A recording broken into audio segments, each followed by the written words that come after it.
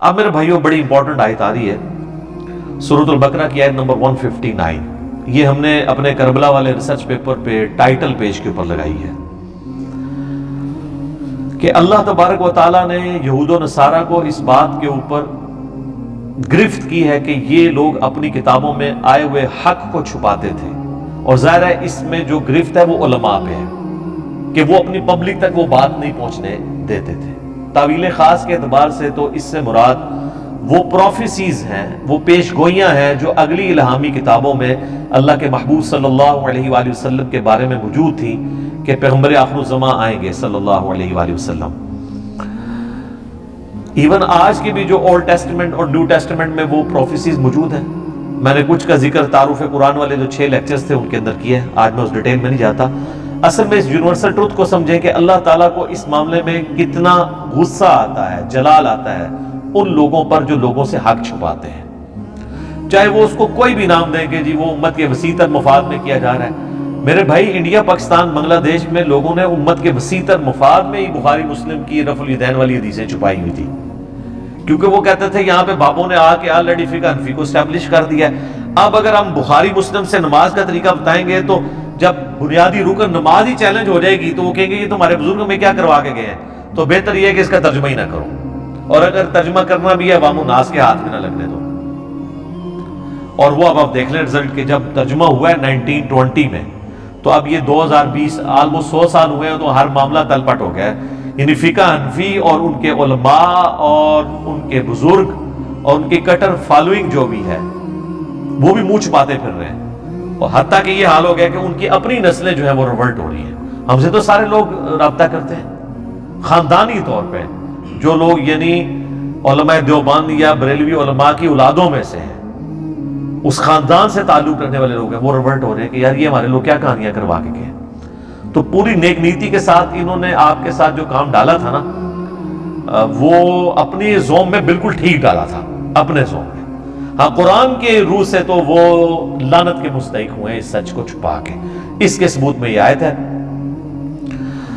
ان الذین یکتمون ما انزلنا من البینات، بے شک وہ لوگ جو چھپا لیتے ہیں ان روشن دلیلوں میں سے جو ہم نے نازل کی ہیں، والہدا اور ہدایت کی باتیں، من بعد ما بیناہ للناس، بعد اس کے کہ ہم نے کھول کر بیان کر دیا ہے اسے لوگوں کے لیے، فی الکتاب، اپنی کتاب میں.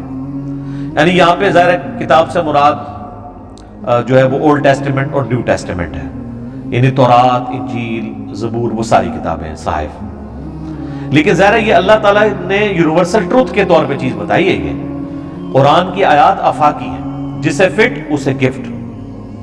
اولئک یلعنہم اللہ ویلعنہم اللاعنون، ایسے لوگ جو حق کو چھپا لیتے ہیں ان پر اللہ کی لعنت اور تمام لعنت کرنے والوں کی لعنت ہے.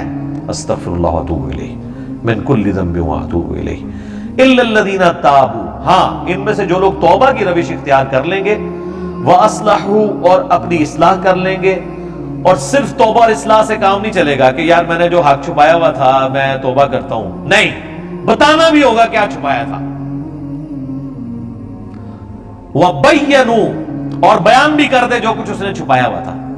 یعنی بخاری مسلم سے وہ رفع الیدین کی حدیثیں بھی بتا دے، اور رفع الیدین کرنے والے جو ہے نا وہ آل امیہ کی بدماشیوں پہ جو روایتیں ہیں نا وہ بھی بتا دے، تب ان کی توبہ قبول ہونی ہے، ادروائز وہ بھی لعنتی ٹھہریں گے. یعنی جتنا بڑا جرم یہ ہے نا کہ کوئی شخص رفع الیدین کی حدیثیں چھپائے، اتنا ہی بڑا جرم نبی علیہ السلام کی ان پروفیسیز کو. دیکھیں مشرکین عرب نے اگلی کتابوں میں جو پروفیسیز نازل ہوئی تھی ان کو چھپایا، تو اللہ نے کہا لعنتی.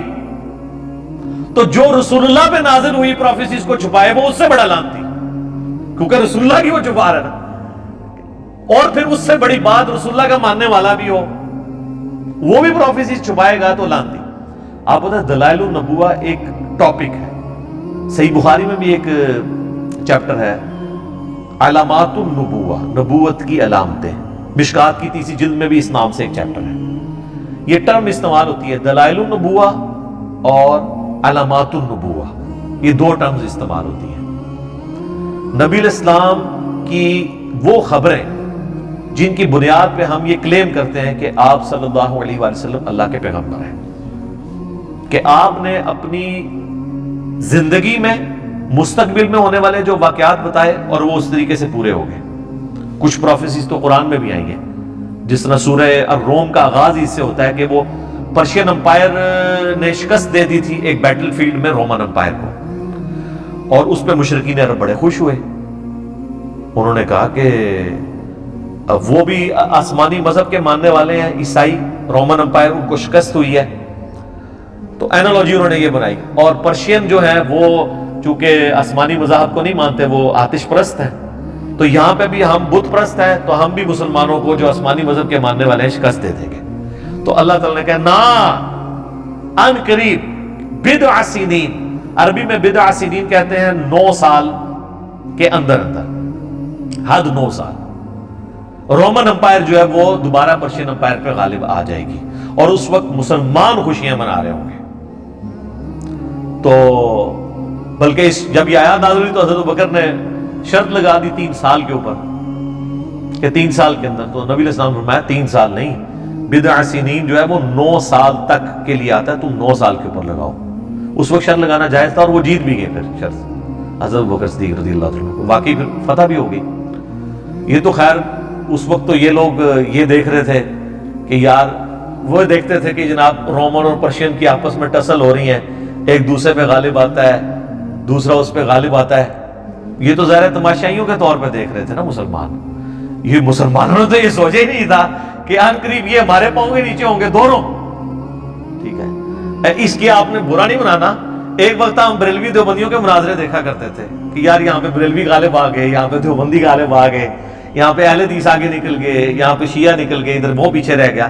یہ تو ہم نے سوچا ہی نہیں تھا کہ یہ سارے کے سارے جو ہیں وہ ہماری اس دعوت حق کے سامنے ڈھیر ہوئے ہوں گے.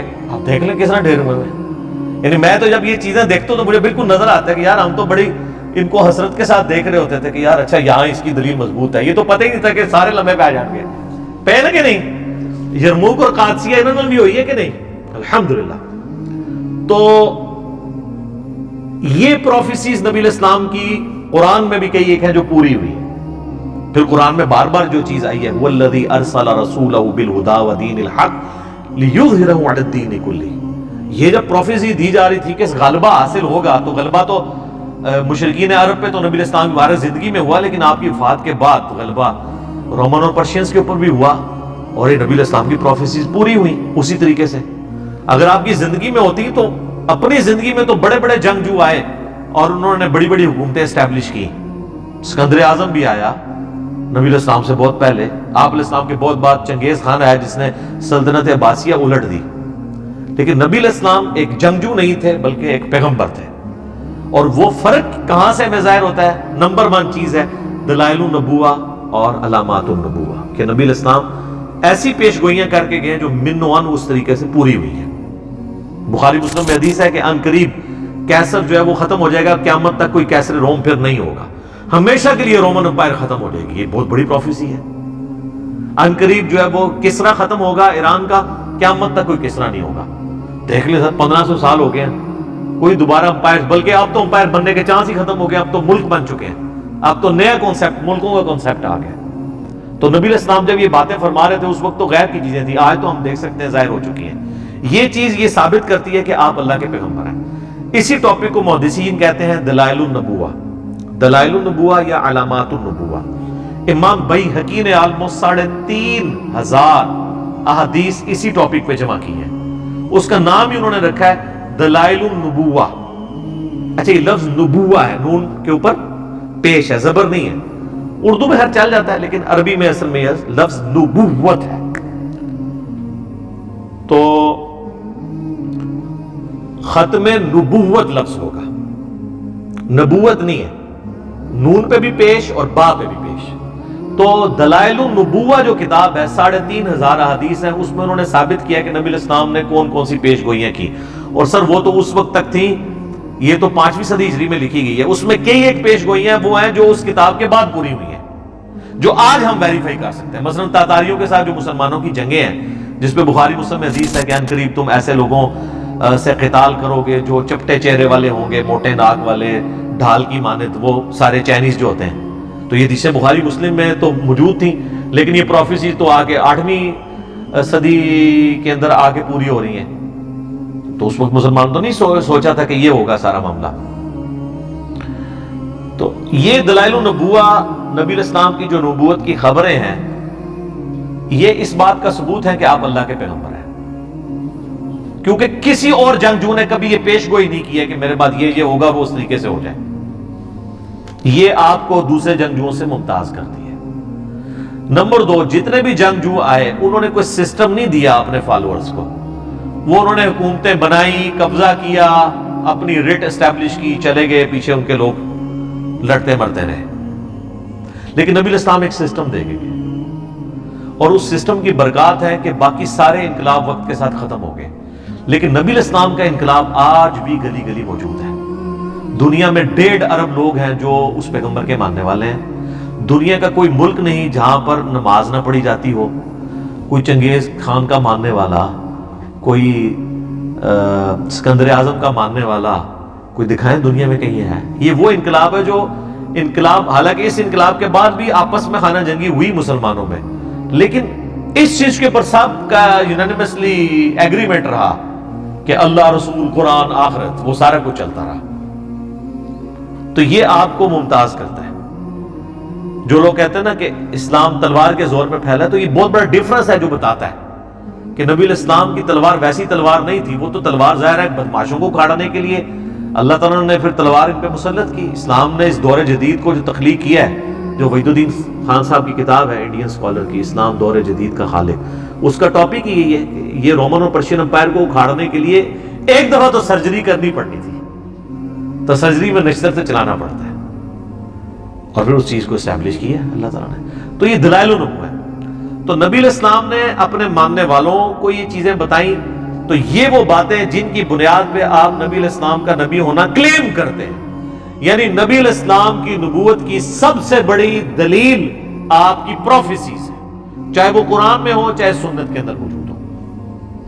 اب اگر کوئی شخص یہ کہے کہ حضور علیہ السلام کی نبوت جن بنیادوں پہ ثابت ہوتی ہے ان حدیثوں کو بیان کرنا ہی جرم ہے، تو اس کا مطلب کیا ہے کہ وہ رسول اللہ کا پکا گستاخ ہے اور نبی علیہ السلام کا دشمن ہے، آپ کی نبوت کا دشمن ہے. پلس وہ آپ کو یہ بتانا چاہتا ہے کہ وہ نبی علیہ السلام سے زیادہ سمجھدار ہے، کیونکہ نبی علیہ السلام نے جو اپنی امت کو غیب کی خبریں بتائی ہیں کہ یہ ہوگا، اور اس کی بنیاد پہ آپ نے نبی کو نبی کلیم کیا، وہ شخص آپ کو کہنا چاہ رہا ہے کہ نبی علیہ السلام کو یہ باتیں نہیں کرنی چاہیے تھی، تو اس کا تو ایمان ہی اسٹیک پہ لگ جائے گا. تو یہی تو ہمارا جھگڑا ہے کہ صحیح بخاری کے اندر یہ حدیث ہے 2812، عمار کو ایک باغی جماعت قتل کرے گی، عمار ان کو اللہ اور جنت کی طرف بلائے گا اور وہ جماعت دوزخ کی طرف بلائے گی. اس حدیث کے کم از کم 8 طرق امام بیہقی نے دلائل النبوہ میں لی ہیں، اور کہا کہ دیکھو نبی علیہ السلام نے پہلے ہی کہا تھا کہ عمار کو باغی جماعت قتل کرے گی، اور یہ چیز پوری ہوئی. یہ اس بات کا ثبوت ہے کہ اللہ کے نبی جو ہے ان کو وحی کی تائید حاصل تھی اور وہ اللہ کے پیغمبر ہیں. اور آپ کو یہ کہانی کرائی جا رہی ہے کہ یہ حدیثیں آپ چھپا لو تاکہ آل امیہ کے اوپر پردہ پڑا رہے، مولا علی کی حقانیت چھپی رہے لوگوں پہ. تو اللہ کے فضل سے ہم نے یہ جو کربلا والا ریسرچ پیپر لکھا ہے، واقعہ کربلا کا حقیقی پس منظر 72 صحیح الاسناد احادیث کی روشنی میں، جس میں 200 روایتیں میں نے جمع کی ہیں. ahlsunnatpak.com سے آپ ڈاؤن لوڈ کریں. اردو میں بھی ہے، عربی میں بھی ہے، انگلش میں بھی، ہندی میں بھی. مین سٹریم کی کتابیں اکثر بخاری مسلم سے احادیث، اور ادر دین بخاری مسلم میں کوئی ایک حدیث بھی ایسی نہیں ہے جس پہ دور حاضر کے بڑے بڑے محدثین، چاہے وہ شیخ البانی ہوں، شیخ زبیر لیزئی ہوں، شیخ شعیب آرنوت ہوں رحمہم اللہ اجمعین، ان کی تحقیق نہ لگی ہوئی ہو. تو ہم نے بھی اس لعنت سے بچنے کے لیے سب کچھ کیا کہ ہم ان باتوں کو امت تک پہنچائیں، اور اس کو سپورٹیو حدیث بھی ہے جامعہ ترمذی میں، سنن ابی داؤد میں، سنن ابن ماجہ میں، اور مشکات میں بھی کتاب العلم والے چیپٹر میں، کہ جس شخص سے دنیا میں کوئی علم کی بات پوچھی گئی اور اسے وہ معلوم تھی، اس کے باوجود اس نے چھپا لی، تو قیامت والے دن آگ کی لگام اس کے منہ میں ڈال دی جائے گی کہ یہ وہ شخص ہے جس نے حق بات چھپائی تھی. اور آپ سارے مفسرین کی تفسیریں اٹھائیں، ابن کثیر کو اٹھا لیں، طبری کو اٹھا لیں، سب لوگ جب یہ آیت آتی ہے نا 159 البقرہ کی، تو یہ حدیث کوٹ کرتے ہیں وہ ترمذی کی کہ حق چھپانے والے کے منہ میں لگام ڈالی جائے گی. ان میں سے خیر کئی خود بھی ایسے ہوتے ہیں جو خود بھی یہ کام کر رہے ہوتے ہیں، لیکن وہ بات یہ بتا رہے ہوتے ہیں کہ جو یہ کرے گا اس کے ساتھ یہ حرکت ہو جائے گی، قیامت والے دن اللہ کا عذاب اس کے اوپر آ جائے گا. تو اسی چیز سے بچنے کے لیے ہم نے اس چیز کو بیان کیا. اور پھر دیکھ لیں اسی بنیاد پہ ہم لوگوں کو بھی یہ کہتے ہیں کہ الا الذین تابوا، جو لوگ توبہ کریں گے، واصلحوا، اور اپنی اصلاح کر لیں گے، وبینوا، اور پھر بیان کر دیں گے چھپائی ہوئی باتوں کو، فاولئک اتوب علیہم، تو ایسوں کی توبہ اللہ تعالیٰ قبول کرے گا. وانا التواب الرحیم، اور میں توبہ قبول کرنے والا، رحم فرمانے والا ہوں، ہمیشہ رحم فرمانے والا، الرحیم. تو توبہ ان کی قبول ہونی ہے کہ جو یہ باتیں بیان کریں. اب چونکہ سنی شیعہ تفریق ہو چکی تھی اور کربلا ایک بون آف کنٹینشن بن چکا تھا، تو لوگوں نے بڑے وسیع تر مفاد میں کبھی اس کو مشاجرات صحابہ کا نام دے کے چھپا لیا. حالانکہ یہ مشاجرات صحابہ تھے تو پھر دلائل النبوہ میں کیوں تھے؟ وہاں سے بھی نکال دیے جاتے اور نہ بتایا جاتا لوگوں کو. تو یہ ایک آڑ لی گئی مشاجرات صحابہ کی. تو مشاجرات صحابہ میں حضرت علی رضی اللہ تعالیٰ عنہ علیہ السلام کے مخالفین کو تو یہ لے کے آتے ہیں. جب حضرت عثمان غنی رضی اللہ تعالیٰ عنہ کی شہادت کا معاملہ آتا ہے تو وہاں پہ ان کو مشاجرات صحابہ بھول جاتا ہے. وہاں پہ وہ کہتے ہیں باغی، فتنہ پرور لوگ. حالانکہ دوسری طرف وہاں پہ بھی صحابہ ہی تھے. ہم اس معاملے میں بھی حضرت عثمان کے ساتھ ہیں، جس طرح یہاں مولا علی کے ساتھ کھڑے ہیں جنگ جمل صفین اور نہروان کے اوپر. تو یہ بڑی دو نمبری ہے کہ آپ ایک معاملے کے اندر تو مشاجرات کا نام لے کے اسے ٹال دیں اور دوسری جگہ آپ آ کے جو ہے وہ اس کو یوز کرنا شروع کر دیں. ایک جگہ تو آپ وہ حدیث کوٹ کر لیں ابو داؤد ترمذی ابن ماجہ کی، علیکم بسنتی وسنت الخلفاء الراشدین المہدیین، تم پر میری سنت اور میرے خلفاء راشدین کی سنت لازم ہے، اور دین میں نئی نئی بدعتوں سے بچنا، اور میری اور میرے خلفاء راشدین کی سنت کو داڑھوں کے ساتھ مضبوطی سے پکڑ لینا. تو ہم پھر بار بار یہ پوچھتے ہیں کہ یہ حدیث آپ حضرت عثمان تک تو لے کے آتے ہیں، جب حضرت علی کی باری آتی ہے تو آپ کہتے ہیں باتیں ڈسکس نہیں ہونی چاہیے، تو حضرت علی کے خلیفہ راشد نہیں ہے. تو اس کو پنجابی کہتے ہیں میٹھا میٹھا ہپا ہفتے کوڑا کوڑا تھو تھو. تو اللہ کا شکر ہے کہ ہماری دعوت حق سے جہاں پہ ہم نے قرآن کی توحید کو بیان کیا، جو غدیر خم پہ نبی الاسلام نے ہمیں قرآن اور اہل بیت دو چیزیں دی تھی، صحیح مسلم میں اوپر ترے 4 حدیث 6225 سے 6228 تک. تو اس پلیٹ فارم سے الحمدللہ قرآن کی توحید بھی بیان ہوئی اور اہل بیت کا دفاع بھی ہوا ہے. بعض لوگ جو ہیں وہ آدھے غدیر خم پہ کھڑے ہیں، وہ توحید کو لے کے بیٹھے ہیں، اہل بیت کا نام آتے ہی ان کو جناب مصیبت پڑ جاتی ہے. اور بعض لوگ صرف اہل بیت کا نام لے کے چل رہے ہیں اور قرآن کی توحید کا نام سنتے ہی ان کے ماتھے پہ بل آنا شروع ہو جاتا ہے. یہ وہ پلیٹ فارم ہے جہاں سے پورے کا پورا دین بیان ہو رہا ہے. باقی سب لوگ آدھی آدھی باتیں، افتؤمنون ببعض الکتاب وتکفرون ببعض، کتاب کے کچھ حصے کو مانتے ہیں کچھ کو چھوڑتے ہیں. تو اللہ نے فرمایا ایسے لوگوں کی پھر جزائے یہ دنیا میں ذلت اور رسوائی، اور آخرت میں بڑے عذاب کی طرف انہیں جھونکا جائے گا. اللہم اجرنا من النار، آمین.